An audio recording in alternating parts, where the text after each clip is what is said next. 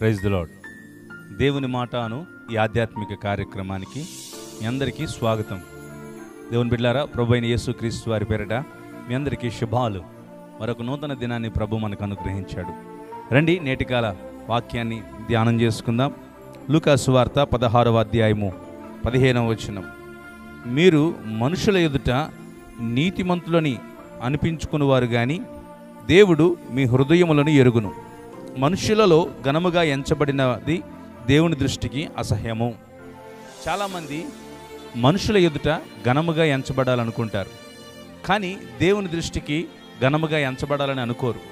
వాక్యం చెప్తా ఉంది, మీరు మనుషుల ఎదుట నీతిమంతులని అనిపించుకుంటారు, కానీ దేవుడు హృదయాలు ఎరిగినవాడు. ఇది స్వయంగా యేసు ప్రభు వారు సెలవిస్తున్న మాట.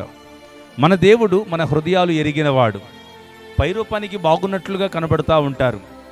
మంచి మనస్సాక్షి కలిగిన వారిలాగా, మంచి సహాయం చేసే బుద్ధి కలిగిన వారిలాగా, జాలి కలిగిన, ప్రేమ కలిగిన వ్యక్తుల్లాగా నటిస్తూ మనుషుల ముందు నీతిమంతులు అనిపించుకోవడానికి చాలామంది ప్రయత్నాలు చేస్తూ ఉంటారు.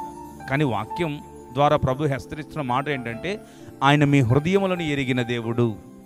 జ్ఞాపకం చేసుకోండి, మనుషుల ఎదుట మనము నటించి వారిని మోసపరచచ్చేమో కానీ మన దేవుడు మన హృదయాలను ఎరిగినవాడు. మన దేవుడు మన అంతరంగాలను ఎరిగిన దేవుడు. మన దేవుడు నీ హృదయంలో ఎలాంటి ఆలోచన కలిగి ఉన్నావో, ఎలాంటి చెడు అభిప్రాయాలు కలిగి ఉన్నావో, లేకపోతే మంచి ఆలోచన కలిగి ఉన్నావో దేవుడు ఎరిగినవాడు. అందుకనే దావీదుని అభిషేకించడానికి వచ్చిన సమూయేలుతో అంటాడు, మీరు మనుషుల పైరూపాన్ని లెక్క పెడతారు కానీ నేను హృదయాంతరంగాన్ని లెక్కించువాడునై ఉన్నాను, నేను వారి అంతరంగాన్ని పరిశోధించేవాడినై ఉన్నాను.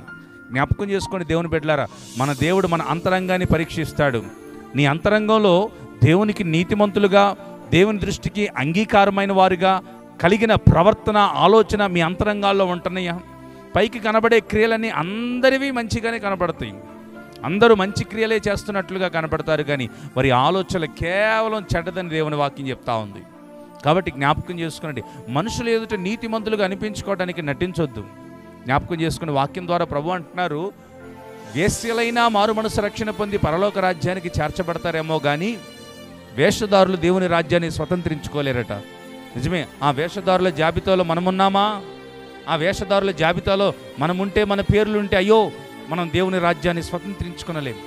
ఎవరినో మెప్పించాలని, దైవజనుని మెప్పించాలని, సంఘాన్ని మెప్పించాలని, కుటుంబీకుల్ని మెప్పించాలని నీతిమంతులుగా అనిపించుకోవాలని నటించొద్దు. మన హృదయాంతరంగాలు పరిశీలించే దేవుడు, మన అంతరంగాన్ని పరీక్షించే దేవుడు సెలవిస్తున్నాడు, నేను మీ హృదయాలను పరీక్షిస్తున్న వాడును, నేను మిమ్మల్ని పరీక్షిస్తున్నాను. నిజమే, మన హృదయపు ఆలోచనలు ఏంటో దేవునికి తెలుసు.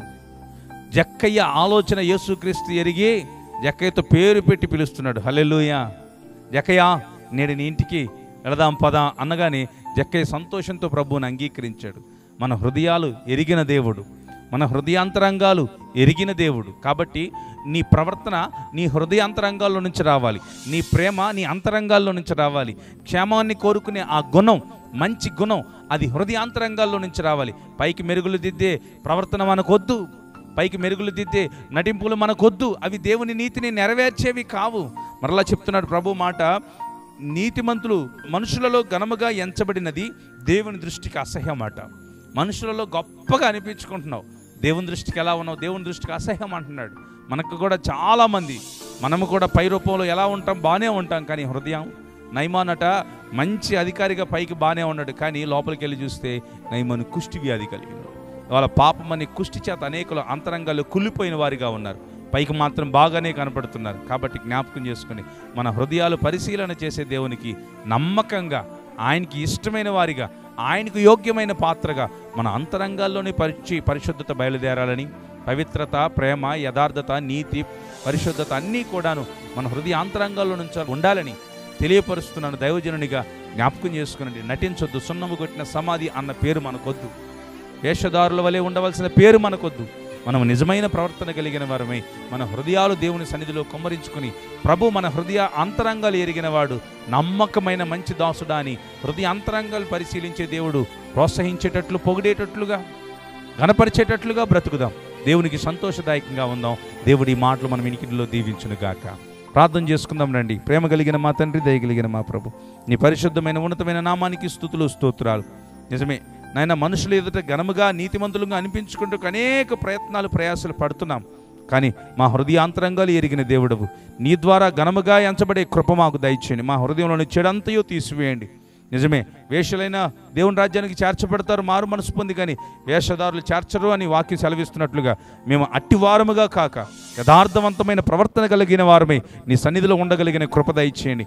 నీ మాటలు వింటున్న బిడ్డలను దీవించండి, వారి కుటుంబాలను దీవించండి, వారి అవసరతల్లో అక్కర్లో మీరే తోడేయండి, బలపరిచి వర్ధిల్ల చేయమని, నీ కృపాక్షేమ సమాధానాలు తోడించమని యేసు క్రీస్తు వారి పేరిట ప్రార్థిస్తున్నాము మా తండ్రి. Amen, amen. మంచిది, దేవుడు మిమ్మల్ని దీవించును గాక. ఈ ఛానల్ లింకును ప్రోత్సహించండి, మీ ప్రార్థన అవసరతలు మనకు తెలియపరచండి. మన ఛానల్ పేరు జైన్ 97. మీ ప్రార్థన అవసరతలు కింద కనపడుతున్న ఫోన్ నెంబర్కు ఖచ్చితంగా తెలియపరచండి. ప్రభు మిమ్మల్ని దీవించును గాక. ఆమెన్.